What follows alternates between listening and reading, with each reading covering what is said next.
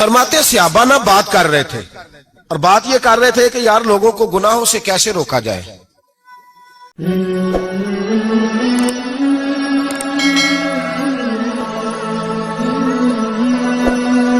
लोगों को गुनाहों से गुफ्तगू सहाबा ये कर रहे थे। अब्दुल्ला इब्ने उमर कहते हैं बैठे थे और जो गुफ्तगू कर रहे थे कि गुनाहों से प्लानिंग ये होती थी। उनकी जो महफिलें होती थी ना बैठ के, वो खुशगपियां नहीं होती थी बल्कि वो तबलीग की, जद्दोजहद की, लोगों को बुराई से मना करने के लिए बैठते थे, उस पर मंसूबा बंदी करते थे, प्लान करते थे, आगे तरतीब देते थे। गुफ्तगू हो रही थी तो अब आपस में बात होने लगी कि कौन सा गुनाह ज्यादा बुरा है जिस पर सबसे पहले काम किया जाए। तो दूर एक सहाबी बैठे थे, उनका नाम था अब्दुल्ला इब्ने अमर। एक अब्दुल्ला बिन उमर है और एक अब्दुल्ला इब्ने अमर है। हजरत अब्दुल्ला इब्ने उमर दूर बैठे थे, बड़े समझदार सियाने बारीक बीन आदमी थे।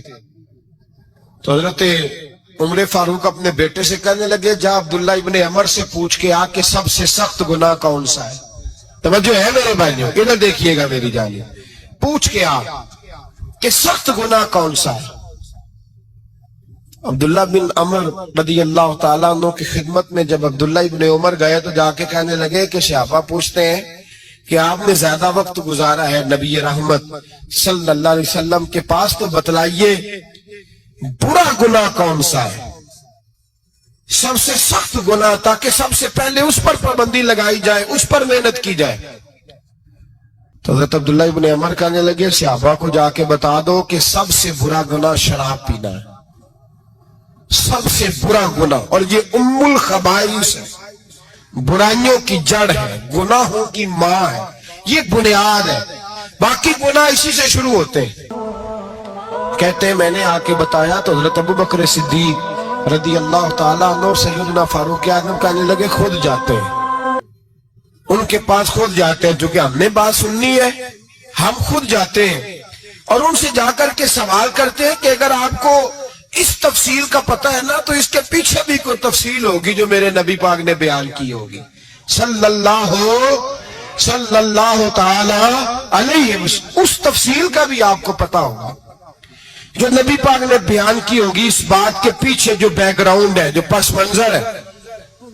फरमाते हैं कि हम उठे, अब्दुल्ला इब्ने अमर के पास गए, उनसे जाके पूछा कि जनाब आपने ये तो फरमाया है शराब उम्मुल खबाइस है, तो इसके पीछे पस मंजर क्या है। तो अब्दुल्ला इब्ने अमर कहने लगे ये मैंने अपने पास से नहीं कहा, ये मैंने नबी पाक से सुना हुआ है। हुजूर सैयद आलम सल्लल्लाहु अलैहि वसल्लम बैठे थे तो हुजूर ने फरमाया शराब, ये नशा, ये बुराइयों की मां है। और फिर हुजूर ने एक मिसाल बयान फरमाई। नबी रहमत अलैहिस्सलाम ने फरमाया बनी इसराइल का एक वाकया है। एक खूबसूरत जवान था, तो एक औरत का दिल आ गया उस पर। ये याद रख ले, हम लड़कों को मना करते रहते हैं लेकिन हमें घर की बच्चियों पर भी तवज्जो देनी होगी, हमें उनके खून पर भी निगरानी करनी होगी, हमें वहां भी गौर करना होगा। इसलिए कि अगर कोई बच्ची गुंजाइश ना दे तो मेरा ख्याल है कि लड़का जुर्रत करने की ताकत नहीं रखता। तो वहां भी उनकी अम्मा से कहे कि पाबंदी लगाए, बच्ची किसी का मोबाइल लेकर के कहीं उसको इस्तेमाल तो नहीं कर रही, इस पौधे पर भी तवज्जो दे, दरख्त बनने से पहले इसकी भी निगरानी करें, यह भी बड़ा जरूरी काम है।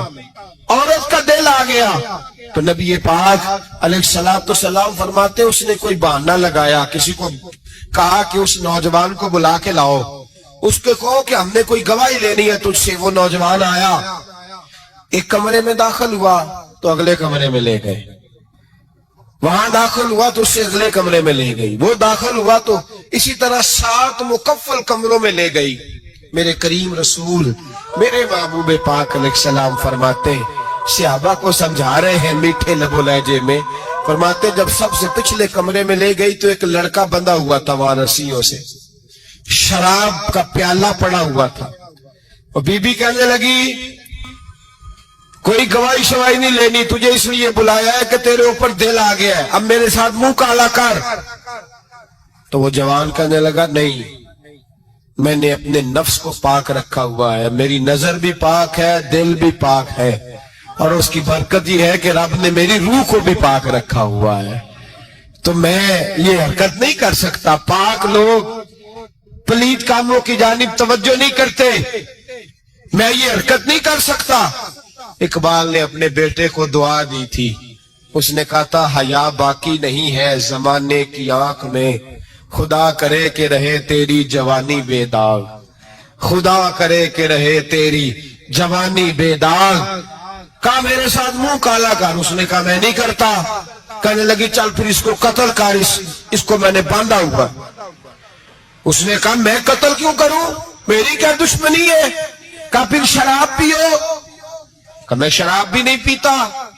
تو کہنے لگی اب تو میں نے تجھے اپنے چنگل میں پھانس لیا ہے، اب تو یہاں سے بچ کے جا نہیں سکتا، اور اگر تو باہر جائے گا تو میں شور کروں گی، لوگ جمع کروں گی، اس نے میری عزت آبرو پہ ہاتھ ڈالا ہے، تو بچ تو نہیں سکتا، ایک کام تو کرنا پڑے گا۔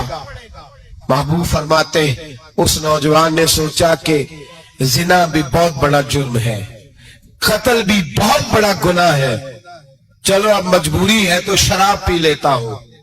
لیکن وہ سمجھا نا کہ شراب تو بنیاد ہے، اس نے ایک پیالہ جو پیا، کہنے لگا ایک اور دے دو، دوسرا پیا تو کہنے لگا ایک اور دے دو، اب 3 پیالے 3 بوتلیں شراب جو پی چکا تو خماری چڑھ گئی۔ اب اس عورت کے قریب جانے لگا کہ میں تیرے ساتھ زنا کروں گا۔ اس نے کہا جب تک میں قریب نہیں آنے دوں گی جب تک تو اسے قتل نہ کرے۔ اس نے اسے قتل بھی کیا، زنا بھی کیا۔ تو محبوب فرمانے لگے یہ قتل اور زنا جو ہوا ہے تو یہ شراب کی وجہ سے ہوا ہے، گویا شراب وہ جرم ہے جو قتل بھی کرائے گی، جو زنا بھی کرائے گی۔ اور اگر آپ نشئی کو دیکھیں، اگر آپ شرابی کو دیکھیں تو کیا وہ ڈکیتیاں نہیں کرتا پھرتا، وہ چوریاں نہیں کرتا، وہ اپنی ہی ماں کا زیور نہیں بیچ آتا، وہ اپنی ہی بہن کا پڑا ہوا جہیز نہیں بیچ آتا، وہ اپنے ہی گھر میں ڈاکے نہیں ڈالتا، وہ اللہ کے گھر مسجد میں آ کر کے چوری نہیں کرتا،